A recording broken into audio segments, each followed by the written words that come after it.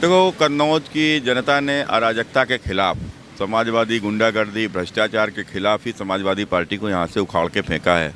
और अखिलेश जी तो खुद अपने घर में चले गए। अखिलेश जी तो उस सीट पर गए हैं जहाँ अपने पिताजी की गोद में जाकर बैठ गए।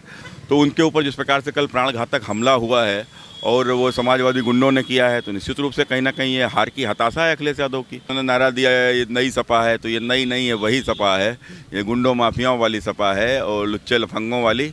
यदि ये हिजाब पहन के जाएंगे तो फिर हिंदू लड़के भी धोती और जनेऊ पहन कर जाएंगे। तो इसलिए कानून से बड़ा कोई नहीं है। ये देश संविधान से चलेगा, सरिया से नहीं। जिसका सपने में सरिया है तो उसको फिर सबक सिखाया जाएगा। तो जिनके जहन में जिहाद हो तो उनसे भारत की तरक्की की हम उम्मीद ही नहीं कर सकते। उनके तो जहन में भारत का एक और विभाजन है, जिनके लिए महिला केवल बच्चा पैदा करने की मशीन मात्र है। दोस्तों नमस्कार, खबर इंडिया की टीम है कन्नौज और आज हमारे साथ हैं कन्नौज के सांसद जो डिम्पल यादव को शिकस्त देने के बाद कन्नौज को संभाला हुआ है और आज उनसे सीधे जुड़ते हैं। सर, आपका हमारे चैनल पर बहुत बहुत स्वागत है। बहुत धन्यवाद आपका, बहुत धन्यवाद। पाठक जी, कैसे देख रहे हैं जो चुनाव है, घमासान चल रहा है, बयानबाजी बड़ी तगड़ी हो रही है, तो कन्नौज की जनता आपकी बार क्या मन बना करके वोट करने वाली है? देखो, कन्नौज की जनता ने अराजकता के खिलाफ, समाजवादी गुंडागर्दी भ्रष्टाचार के खिलाफ ही समाजवादी पार्टी को यहाँ से उखाड़ के फेंका है। और मुझे पूर्ण विश्वास है कि हमारे देश के प्रधानमंत्री माननीय नरेंद्र मोदी जी के नेतृत्व में उत्तर प्रदेश के यशस्वी मुख्यमंत्री पूज्य योगी आदित्यनाथ जी को एक बार फिर से कन्नौज की जनता बड़ा समर्थन देने जा रही है। और मैं समझता हूं कि यहाँ की सभी सीटें भारतीय जनता पार्टी भारी मतों से जीतेगी। पाठक जी, सबसे बड़ा सवाल यहाँ पर ये आता है कि अखिलेश यादव जी हैं, वो कह रहे हैं कि योगी जी को पहले अयोध्या बोला, फिर मथुरा के लिए बोला गया, फिर उनको अपने गृह जनपद भेज दिया गया, तो उनकी तो विदाई हो गई, मठ में चले गए। देखो, अखिलेश जी भी की ये सब कुंठा है, हताशा है उनकी। और अखिलेश जी तो खुद अपने घर में चले गए। अखिलेश जी तो उस सीट पर गए हैं जहां अपने पिताजी की गोद में जाकर बैठ गए। तो उनको कोई सीटें नहीं मिली जहां से उनका संसदीय क्षेत्र है, वो वहां से लड़ लेते। योगी जी तो अपनी संसदीय सीट पर लड़ने गए और इन्होंने अपनी सीट कौन सी ढूंढी, वो ढूंढी जो ये अपना जहाँ पर इनकी जाति की संख्या अधिक है, लेकिन वहाँ भी जाके फंस गए। आपने देखा होगा कल किस प्रकार से भारत सरकार के पहले एक पाल समाज के मंत्री, मैंने पाल समाज का पहला मंत्री भारत सरकार में प्रोफेसर एसपी सिंह बघेल ही बने हैं। तो उनके ऊपर जिस प्रकार से कल प्राणघातक हमला हुआ है और वो समाजवादी गुंडों ने किया है, तो निश्चित रूप से कहीं ना कहीं ये हार की हताशा है अखिलेश यादव की।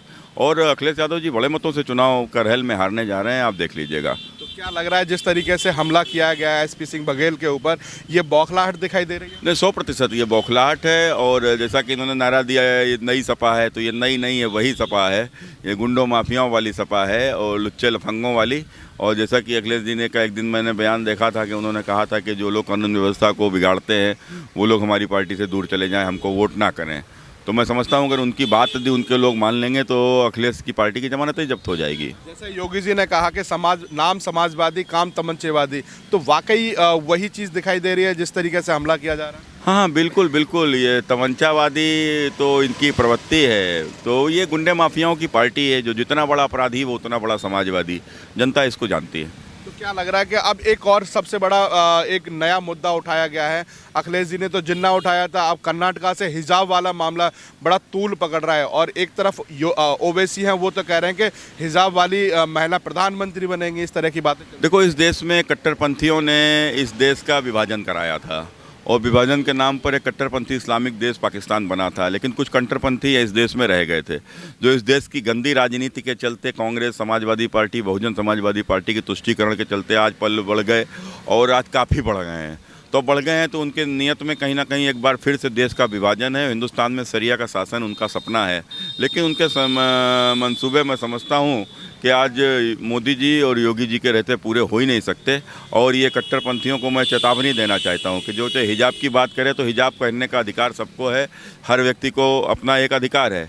अगर इस प्रकार की स्थिति हुई, यदि ये हिजाब पहनने के मैंने कॉलेजों में जाकर यदि भारत के संविधान को तोड़ेंगे तो फिर स्थिति ये होगी कि यदि ये हिजाब पहन के जाएंगे तो फिर हिंदू लड़के भी धोती और जनेऊ पहन कर जाएंगे, तो वो फिर क्या स्थितियाँ अच्छी होंगी? अगर सभी लोग हिजाब की बात करते हैं, अगर भगवा गमछे की बात करते हैं, फिर जैन मुनि भी कह रहे हैं कि हमें भी अनुमति दी जाए, फिर हम भी अपने दिगंबर अखाड़े को लेकर के इस विद्यालयों में जाएंगे। हाँ बिल्कुल, तो सब जाएंगे ना, तो सबका एक अपना वो है। तो इसलिए कानून से बड़ा कोई नहीं है। ये देश संविधान से चलेगा, सरिया से नहीं। जिसका सपने में सरिया है तो उसको फिर सबक सिखाया जाएगा। अच्छा, सबसे बड़ा सवाल है कि वही लोग आवाज़ उठा रहे हैं जो ड्रेस कोड में खड़े रहते हैं, और वही लोग आवाज़ कह रहे हैं कि आज ड्रेस कोड का विरोध किया जा रहा है कि हिजाब पहना जाएगा कॉलेजों में तो ड्रेस कोड होती है। वही वकील ड्रेस कोड पहन करके सुप्रीम कोर्ट हाई कोर्ट में उसकी वकालत भी कर रहे हैं। देखो, अब हमने कहा ना कि इनके तो जेहन में ही जिहाद भरा हुआ है, तो जिनके जेहन में जिहाद हो तो उनसे भारत की तरक्की की हम उम्मीद ही नहीं कर सकते। उनके तो जेहन में भारत का एक और विभाजन है, तो जो भारत का एक और विभाजन का जो सपना लेकर जो राजनीति में आए हैं, तो निश्चित रूप से देश की जनता देख रही है, और इसलिए अब इस देश में हम लोग, हमारी कोशिश है किसी प्रकार से ये विभाजनकारी जो शक्तियाँ हैं सफल ना होने पाएं, इस देश के राष्ट्रवादी लोग सब एकजुट हों और इनको मुँह तोड़ जवाब दें। सवाल यहाँ पे भी ये भी पैदा होता है कि वो लोग आवाज़ उठा रहे हैं हिजाब की, जो लोग महिलाओं को मस्जिद में नमाज पढ़ने के लिए उन्हें अनुमति नहीं दी जाती, फिर हिजाब की आज़ादी चाहिए, मस्जिद में जाने की आज़ादी नहीं। जिनके लिए महिला केवल बच्चा पैदा करने की मशीन मात्र है, तो और जहाँ के ऊपर उनको किसी प्रकार के कोई अधिकार नहीं है, उनकी ज़िंदगी दोयम है, जब मर्जी हो तब तलाक तलाक तलाक कह के उनके जीवन को बर्बाद कर दो, ऐसे लोग जिन्होंने महिला को सिर्फ भोग की वस्तु ही माना है, उनसे क्या उम्मीद की जा सकती है। तो निश्चित रूप से ये तो राजनीति है, सब देख रहे हैं, सब समझ रहे हैं। तो ये महिलाओं को दबाने की प्रवृत्ति तो इनकी आज से नहीं, ये सदियों से है। तो इसलिए ये मैं समझता हूँ कि ये इनके मंसूबे हिंदुस्तान में कामयाब नहीं होंगे। ओवैसी हैं वो हिजाब का पक्ष ले रहे हैं, एक तरफ पहले कह चुके हैं कि योगी मठ चले जाएंगे, प्रधानमंत्री कैलाश पर्वत चले जाएंगे, तो तुम लोगों को कौन बचाएगा, इस तरह की पहले धमकी दी गई। योगी कहीं नहीं जाएंगे, ना मोदी कहीं जाएंगे। योगी और मोदी कोई व्यक्ति नहीं, एक विचारधारा है, और ये विचारधारा हिंदुस्तान में इसका जन्म इन लोगों के आतंक और इन लोगों के कारण से ही हुआ है। तो मैं समझता हूँ आज मोदी योगी की मानसिकता का हर व्यक्ति हिंदुस्तान के भीतर है, और जब तक ये रहेंगे तो, और जिस प्रकार से एक पूरा राष्ट्रवादी लोग जो एकजुट हुए हैं हिंदुस्तान में, तो मैं समझता हूं कि उसके बाद में आज इनके लिए कोई रास्ता बचा नहीं है, और वो दिन दूर नहीं है जब ये ओवैसी भी बताते आएंगे कि मेरा भी धर्म जो है वो कभी हिंदू ही हुआ करता था, मेरे पूर्वज वहीं से थे, बताएंगे, आप देखिएगा। अच्छा, मेरा आखिरी सवाल होगा कि जिस तरीके की राजनीतिक गलियारों में चर्चाएं चल रही हैं, सबसे बड़ी बात है कि अखिलेश जी कह रहे हैं कि हम 350 प्लस करके आ रहे हैं, 2 चरण का चुनाव मतदान हो चुका है, कह रहे हैं कि वहाँ भी भारी मतों से हम जीत के आ रहे हैं। 14 में भी उनका यही दावा था, 17 में भी उनका यही दावा था, 19 में भी उनका यही दावा था, और आज भी वो सपने में यही देख रहे हैं।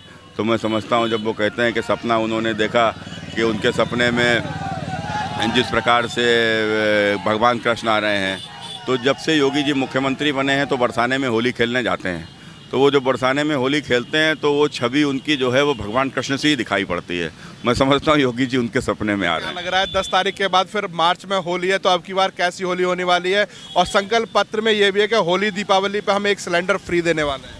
नहीं, देखो, बिल्कुल हमने जो संकल्प पत्र हमारा है उस संकल्प पत्र में हमारे जो भी वादे किए गए हैं हम लोग उनको पूरा करेंगे, और जैसा होली और दीपावली पर एक बहुत अच्छा ये कदम है कि जो इस प्रकार से जिनको भी उज्ज्वला गैस कनेक्शन के माध्यम से जिनको भी गैस चूल्हा सिलेंडर दिया है, ऐसे परिवारों में अगर दिया जाएगा तो एक उनकी अच्छी सहायता होगी। तो आपकी बार होली कैसे वाली है, केसरिया वाली? केसरिया होली होगी। बहुत बहुत धन्यवाद। बहुत थैंक यू।